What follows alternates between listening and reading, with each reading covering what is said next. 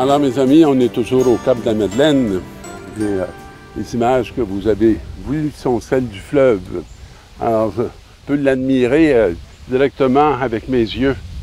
Et on a essayé de vous partager cette vision en introduction. Là, on va regarder autre chose. On va regarder un texte de Jérémie. À un moment où Jérusalem est assiégée. Est-ce que nous, on connaît ça, être assiégé? Alors, j'ai l'impression que, oui, moi, je connais ça d'être assiégé, parce que la réalité dans laquelle je suis né, elle est passablement disparue.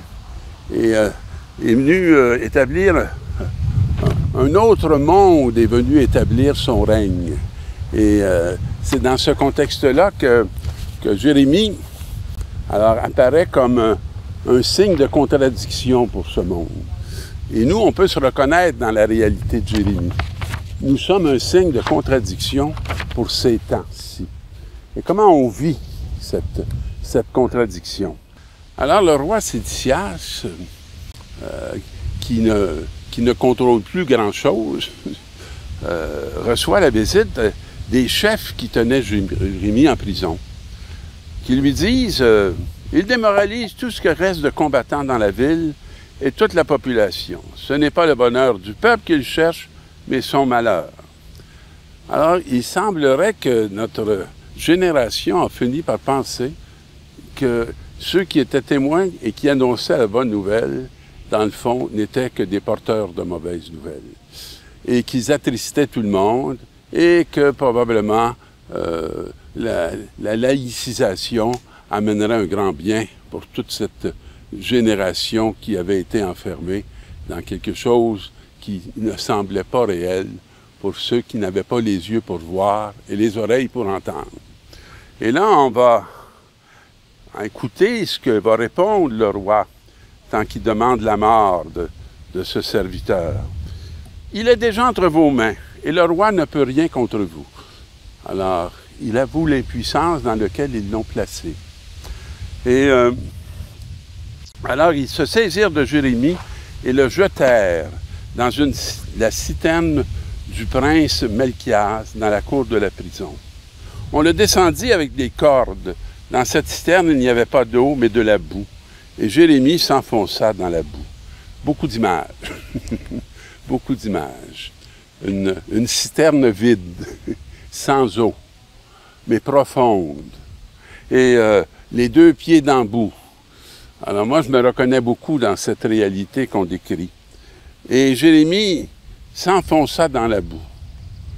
Et un officier du palais va aller voir le roi pour lui dire « Monseigneur le roi, ce qu'ils ont fait au prophète Jérémie, c'est mal, et ils l'ont jeté dans la citerne. » Et là, le roi, non pas en tant que roi avec des pouvoirs reconnus, va dire à ce serviteur, « Prends 3 hommes avec toi et retire-le dans la citerne, le prophète Jérémie, avant qu'il ne meure. » Alors, mes amis, peut-être qu'on peut avoir l'impression d'avoir les pieds bien enfoncés dans la boue, mais ce n'est pas pour notre perte, c'est pour le salut d'une humanité qui a besoin de quelqu'un qui est prêt à aller jusqu'au bout de sa confiance en Dieu pour laisser Dieu accomplir à travers lui ce qu'il a prévu. Dans la deuxième lecture, frères, ceux qui ont vécu dans la foi, la foule immense de témoins sont là qui nous entourent. Alors moi, je n'oublie pas ça. Que souvent, je repense à ma famille, ceux que j'ai connus le mieux qui sont partis. Je pense à mes ancêtres qui sont partis depuis longtemps, mais qui nous ont légué un héritage de foi. Alors, comme eux, débarrassons-nous de tout ce qui nous alourdit et d'abord du péché, et qui nous entrave si bien. Alors, voyez-vous, le péché n'est absolument pas désirable pour la lettre aux Hébreux. Ce n'est pas ce qui nous amène les satisfactions c'est ce qui nous entrave si bien. Et Dieu n'est pas responsable de notre péché. Puis, il y a beaucoup de péchés qui ne sont pas nécessairement, qui n'originent pas de nous, mais dans lesquels, avec lesquels on se bat.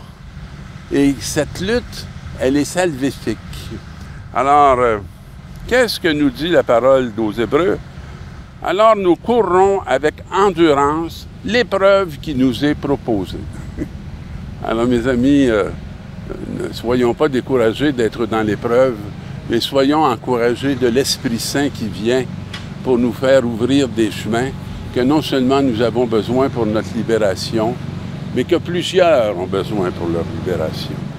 Car le Seigneur nous libère, et il nous libère d'une réalité qui peut être opprimante, qui peut être cachée par des cris, par des bruits qui nient l'existence de celui qui nous a fait être et qui nous maintient dans cet être vivant. Renonçant à la joie qui lui a été proposée, Jésus, il a enduré sans avoir de honte l'humiliation de la croix. Quand le monde nous dit que c'est une folie, c'est une réalité avec laquelle je suis en accord.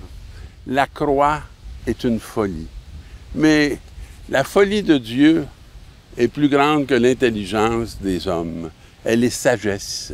Et que cette sagesse puisse nous faire perdurer dans cette fidélité à ce qui sauve.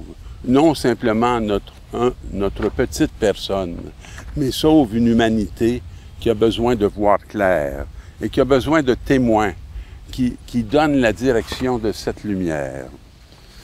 Dans l'Évangile, Jésus cause la division entre les hommes. Je suis venu apporter un feu sur la terre et comme je voudrais qu'il soit déjà allumé. C'est une belle image, hein? Est-ce qu'on est allumé ou on est éteint?